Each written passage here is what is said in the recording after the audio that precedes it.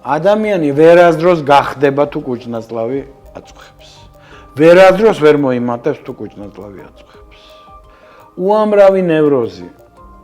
წნევები 10-დან 9 პაციენტი, რომელიც წნევის წამლებზე იყო დიდი ხნის 15 წელი იყო, ზოგი 20 წელი აგდებს წნევის წამლებს. როდესაც გამოდის ნერწყვი, ცარიელ კუჭში უკვე გამოდის მჟავა. იმიტომ რომ ემზადება. და თუ პაციენტს აქვს პრობლემა კუჭთან, ანუ წყლულოვანი დაავადება, გინდა 12 კუჭაში კიდევ, იმას პრობლემა ექნება.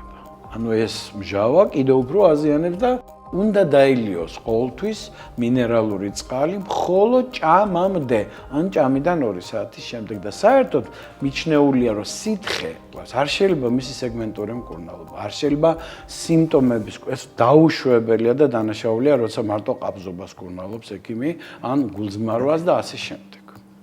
ასევე არ შეიძლება მარტო წყლურის მკურნალობა თუ არის წყლოვანი დაავადება, იმიტომ რომ წყლური მერწმუნედ ეს არ არის დაავადება. კვებიდან იწყება ძალიან ბევრი რაღაცა და კვებით თორდება.